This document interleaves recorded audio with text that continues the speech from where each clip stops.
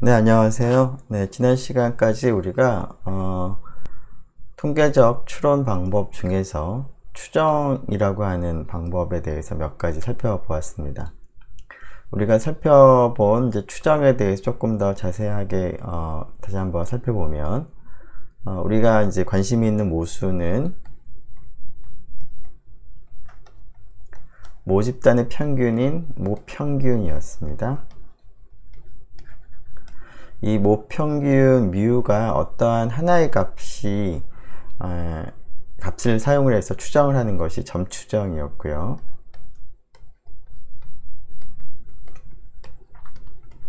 우리가 점추정을 할 때 사용하는 이제 점추정량으로는 표본으로부터 계산한 표본 평균을 우리가 생각을 했습니다. 그래서 이제 뮤라고 하는 값을 이제 x바라고 하는 값 하나를 가지고 우리가 추정을 했었는데, 자, 이러한 추정이 얼마나 정확하느냐 라는 것을 우리가 수치화할 필요가 있었기 때문에 이러한 이제 추정이 얼마나 정확한지를 이제 나타내는 한 가지 방법으로서 표준 오차라고 하는 개념을 우리가 생각을 했습니다. 어떤 추정량의 표준 오차라고 하는 것은 이 통계량, 그 추정량도 하나의 통계량일 텐데요. 이 확률 변수의 확률 변수의 그 표준 편차를 우리가 표준 오차라고 불렀습니다. x바의 경우에는 루트 n분의 시그마가 되겠습니다. 그래서 이 값이 작으면 작을수록 x바를 이용을 해서 뮤를 이제 하나의 값으로 추정을 할 때 그 추정이 좀 더 정확하다, 오차가 작다라는 것을 이제 의미하겠습니다. 자, 물론 이런 표준 오차를 우리가 구하기 위해서는 시그마라고 하는 모집단의 표준 편차를 알아야 될 텐데요. 시그마가 알려져 있지 않은 경우에는 표준 오차를 우리가 직접 구할 수는 없기 때문에 표준 오차도 우리가 추정을 할 수밖에 없겠습니다.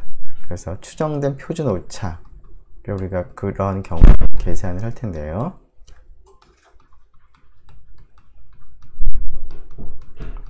추정된 표준 오차는 루트 n분의 s를 우리가 이용을 해서 추정된 표준 오차를 우리가 계산할 수가 있겠습니다. 물론 s는 표본으로부터 계산한 표본의 표준 편차였습니다. 자, 이와 같이 이제 모수를 하나의 값으로 점추정을 이제 하는 것을 생각을 해보면 아마도 이제 이러한 확률을 우리가 생각을 해보게 될 텐데요. 자, 이러한 확률이 0이기 때문에 아무리 하나의 값을 잘 추정을 한다라고 하더라도 연속 확률 변수이기 때문에 이제 이런 확률은 0이 되겠습니다. 따라서 그 하나의 값을 추정하는 것은 별로 이제 의미가 없다라고 볼 수가 있을 것 같은데요. 자, 이러한 경우에 우리가 뮤가 있을 법한 구간을 제시하는 구간 추정을 생각을 할 수가 있겠습니다. 이것을 우리가 이러한 문제를 우리가 조금 완화시키기 위해서, 자, 구간 추정을 이제 하기 위해서 우리가 한 가지 가정을 했었는데요. 모집단이 정기분포를 따른다 라는 이제 가정 하에서 우리가 뮤가 어디쯤에 있을까 라고 하는 이제 구간을 우리가 신뢰 구간을 도입을 했습니다. 자, 물론 이제 모집단 정기분포를 따른다 라는 것 뿐만 아니라 모집단의 그 분산 혹은 표준 편차가 알려져 있다 라고 하는 그러한 가정을 한다면 뮤가 있을 법한 신뢰 구간으로서 신뢰도가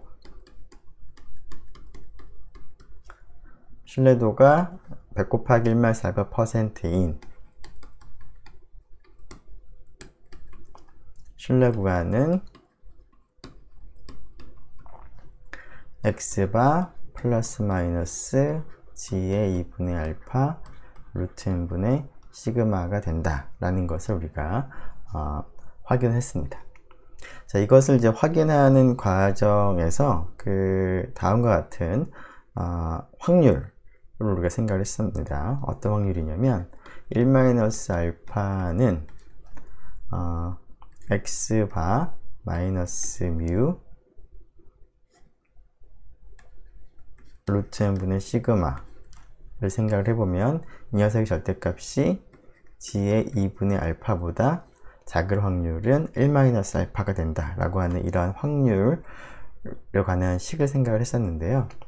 이렇게 이제 이 식을 얻게 되는 이제 근거를 생각을 해보면 모집단의 정기분포를 따르기 때문에 x바의 분포가 마찬가지로 정기분포가 된다는 것입니다. 물론 평균은 모집단의 평균인 미와 동일하고 그 다음에 표준 편차는 루트 n분의 시그마가 되겠습니다. 자, 그래서 지금 여기 있는 것은 x바 표준 정기분포를 따르는 그러한 확률 변수에 대해서 표준화를 한 그런 확률 변수가 되기 때문에 이 표준화를 한 확률 변수의 분포가 표준 정기분포를 따른다는 그 사실에 이제 근거해서 우리가 이와 같은 확률 식을 우리가 얻었습니다. 자, 물론 이제 이러한 식을 이제 표시하기 위해서, 즉 어떤 확률을 생각을 할 때 표준 정기분포를 따르는 어떤 확률 변수와 관련된 이제 확률을 얘기를 할 때 다음과 같은 g2분의 알파라고 표기되는 이러한 기호를 우리가 도입을 했습니다. 자, 이때 이 기호의 의미는 다시 한번 보면 표준 정기분포를 따르는 확률 변수에 대해서 어떤 기준값보다 크게 될 확률을 계산을 해봤더니 그 값이 알파가 되는 그 기준값을 우리가 g 알파라고 불렀습니다. 즉 g2분의 알파는 왼쪽에 있는 확률 변수가 g2분의 알파보다 큰 확률이 2분의 알파가 되는 이제 기준값이 되기 때문에 지금 이 확률에 관련된 식은 우리가 이제 다음과 같이 그림으로 표현을 할 수가 있겠습니다. 지금 여기 표준화된 확률 변수는 이제 표준 정기분포를 따르고 있는데 그 녀석의 절대값이 g2분의 알파보다 작다는 얘기죠. 그렇다는 얘기는 g2분의 알파라는 값과 마이너스 g2분의 알파 사이에 있을 이제 확률이 될 텐데, 우리가 도입한 이 g 알파라는 기호의 의미를 생각해 보면 g2분의 알파보다 클 확률이 이쪽이 2분의 알파가 되겠고, 이것이 대칭적이기 때문에 이쪽, 즉 마이너스 2분의 알파보다 작아질 확률도 2분의 알파가 되기 때문에 빗금친 부분에 있을 확률이 1-알파가 되겠습니다. 그래서 그러한 것을 우리가 이제 표현한 식이 바로 이 식이 되겠습니다. 자, 근데 이 확률에 관한 식을 우리가 조금 그 관점을 이제 뮤 입장에서 이제 표현을 해보면 이 부등식을 다음과 같이 표현을 할 수 있었습니다. 이건 잠깐 좀 지우죠.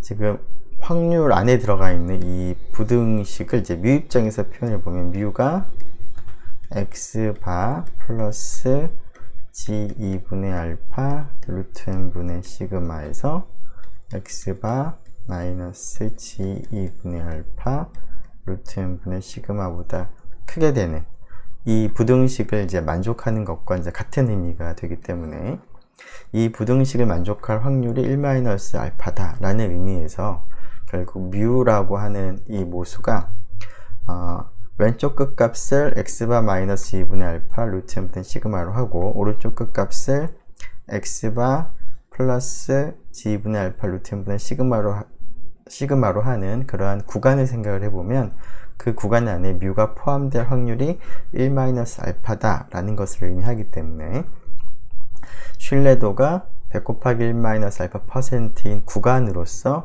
이 구간을 우리가 제시할 수 있겠다 라는 것이었습니다. 자, 여기까지 우리가 했었고요. 이것과 관련해서 우리가 이제 예제를 한번 풀어보도록 하겠습니다. 네. 자, 평균이 뮤이고 표준 편차가 시그마인 정기분포를 따르는 모집단이 있다고 하죠. 자, 여기에서 크기가 25인 표본을 추출을 해서 표본 평균을 구해봤더니 42.7이 나왔을 때 모집단의 평균 뮤가 있을 법한 이제 신뢰 구간을 이제 구하고 싶은데, 신뢰도가 95%가 되는 이제 신뢰 구간을 한번 구해 보려고 합니다. 자, 앞에서 우리가 확인한 그러한 식을 뭐 그대로 써보면 x바 플러스 마이너스 g 2분의 알파 루트 n분의 시그마라고 우리가 이제 신뢰 구간을 이제 구하는 식을 얻었는데요. 이 식을 이제 이용을 하면 되겠습니다.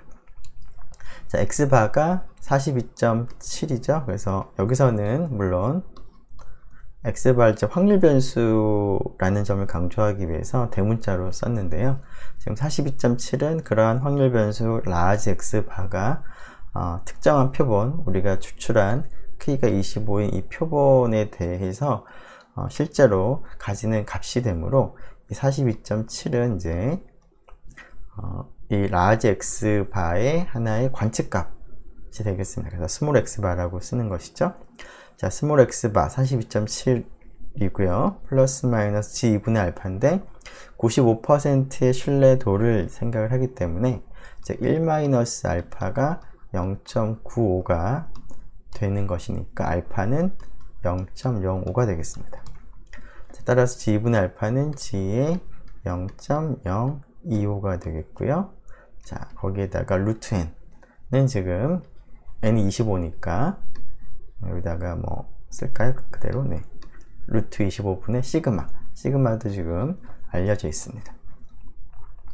그래서 이미 다 알려진 값들이기 때문에 이 값들을 이제 이용을 해서 구간의 왼쪽 끝값, 오른쪽 끝값을 이제 구하면 되겠습니다.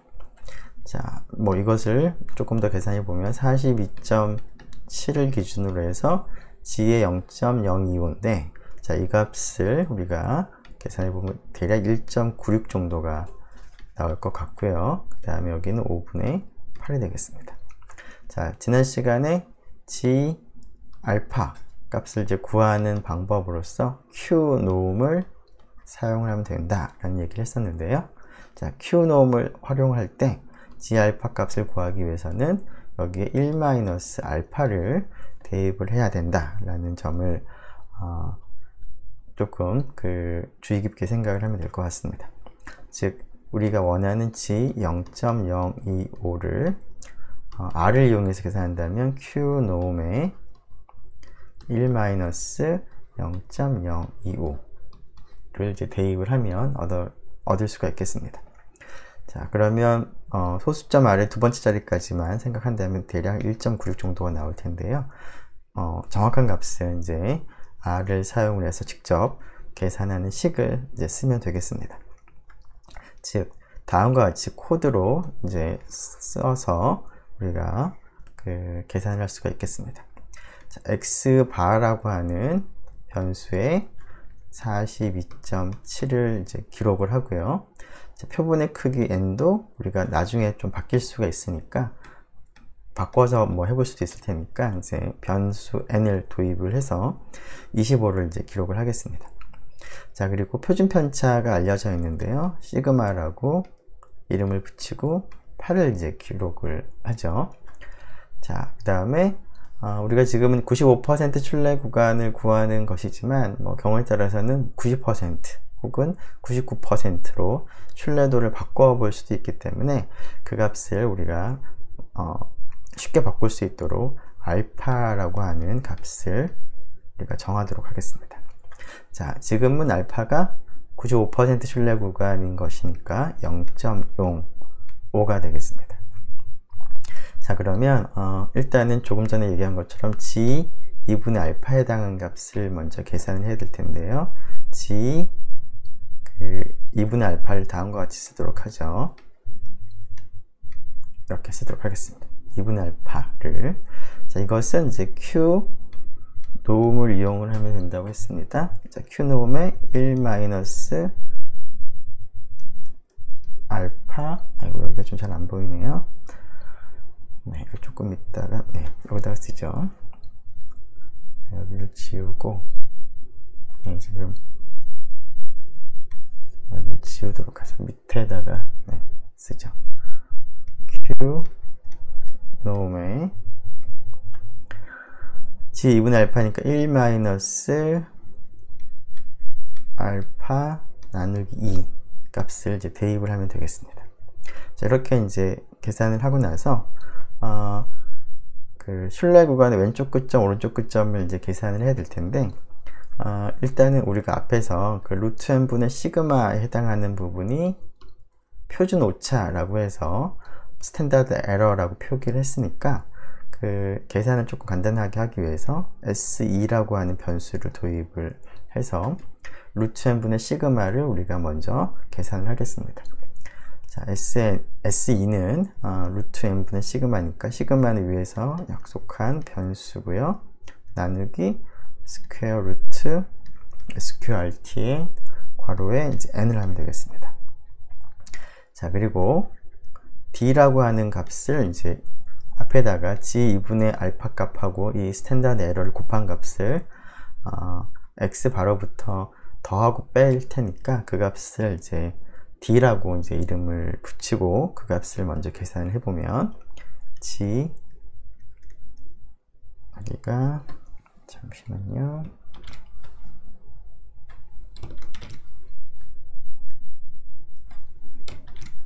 g 알파